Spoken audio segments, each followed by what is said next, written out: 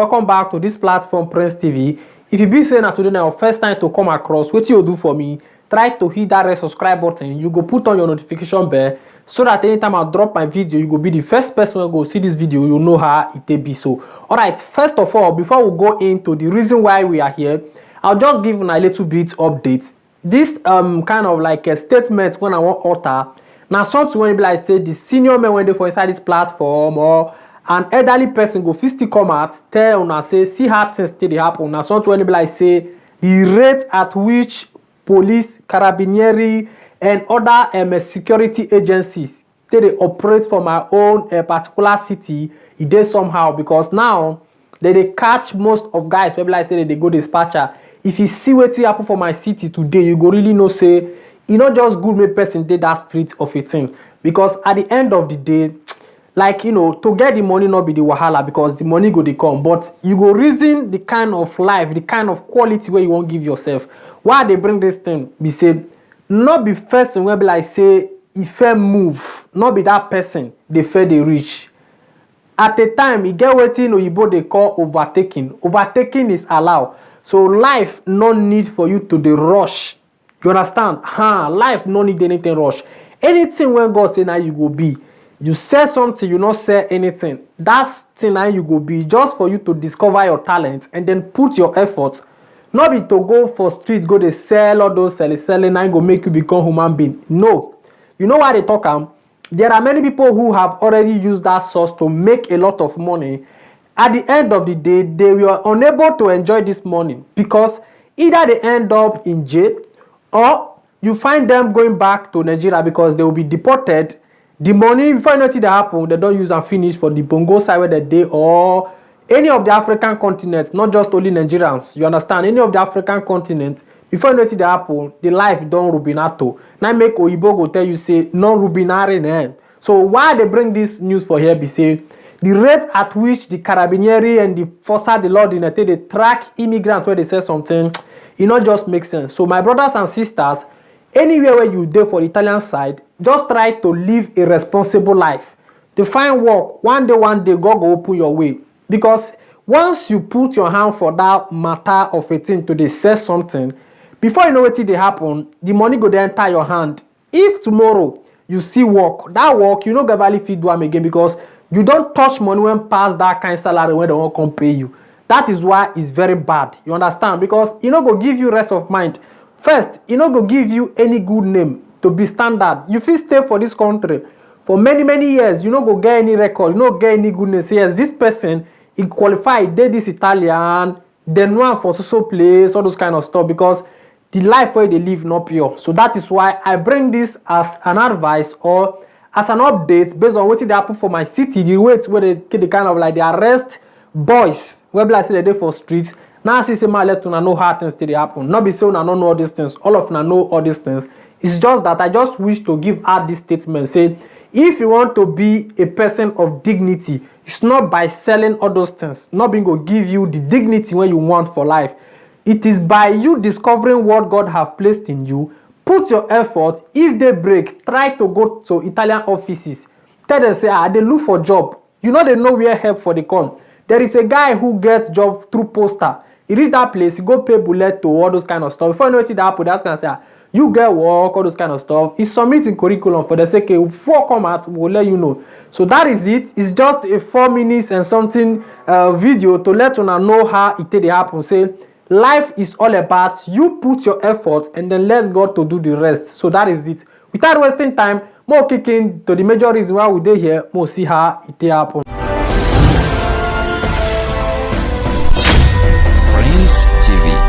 Hi guys, so that is just it. By the way, I just tried to give you a little bit updates based on what it happened for my city. Might just give you an analysis more and see how it did happen.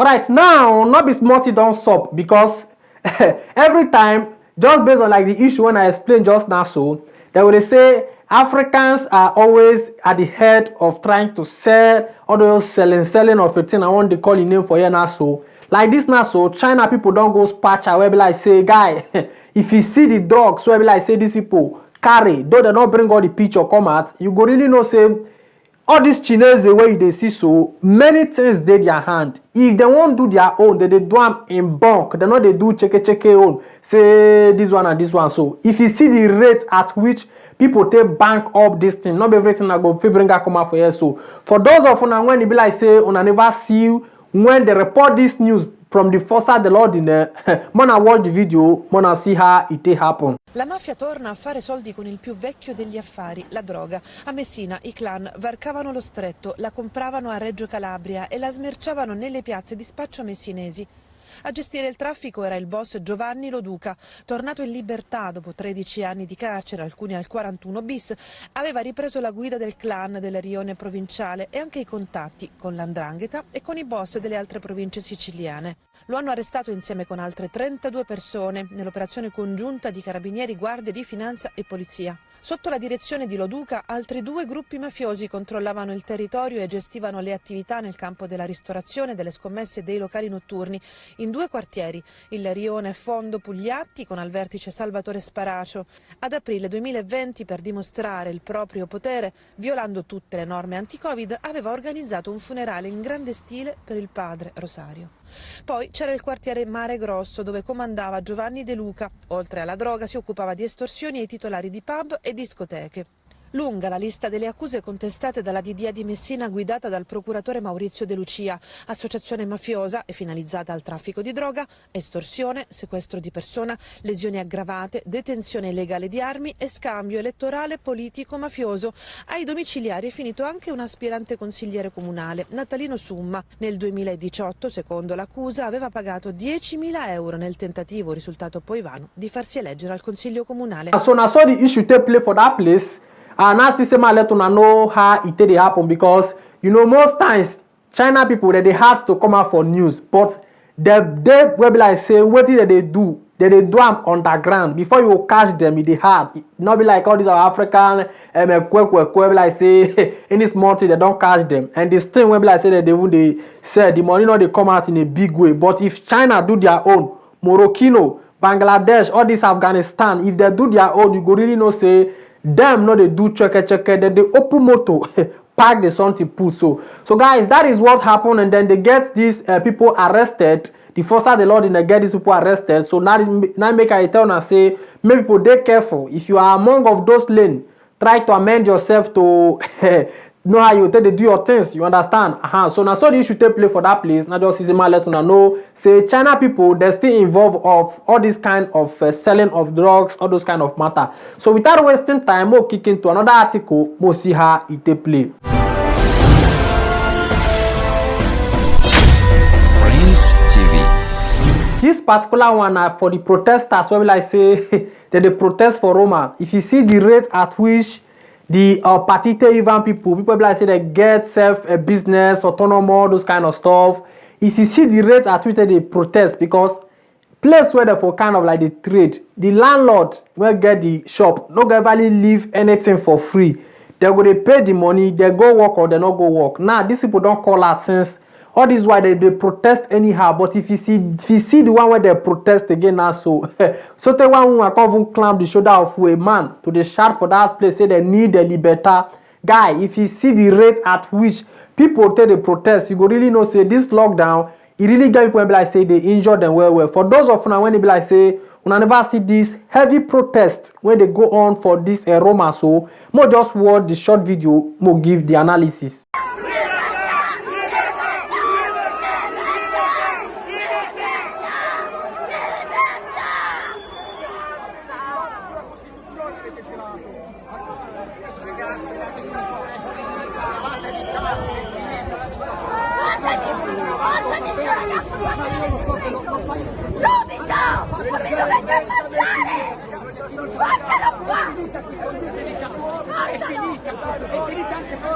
That is what is going on there in Roma. When I say the protesters come the kind of like the shout say they need libertà, and then now the Mario Draghi don't come out for press, come they give out some speech stating that by next week they will see whether Italy go feel open based on say they go the vaccine as well, they vaccinate people, all those kind of stuff. So may they see what it go happen. So next week we pray that there should be a green light, because even people don't tire to the stay house. Many things not the function. You understand? So that is just it. So they should allow people to move. Now make Savini the centro say yes. Rosso or not Rosso, they need to open the country. Everybody they go where it's supposed to they go. So that is what is going on for now. Now Sisema let una know how all these things still happen. And then for those of you who like say I need a private barber, that is the hairstylist.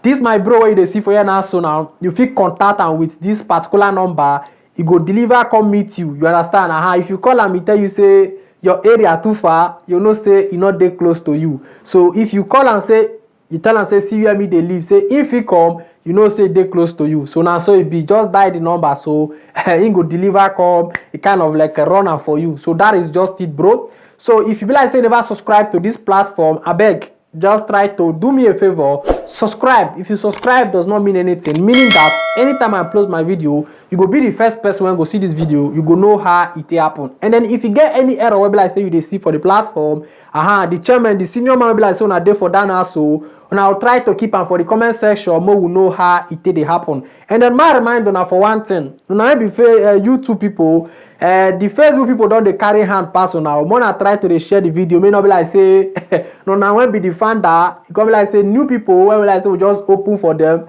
come the kind of like the overpower una when be YouTube people. So guys, I beg try to share up. I respect on where when on be the organ when they for this platform. So man, I don't let Facebook people go empower the YouTube. I beg try to share out so that we go be the champion for the YouTube side. Maybe like say the Facebook on the kind of like the winners for the YouTube side. So that is it. Till next time again we be together.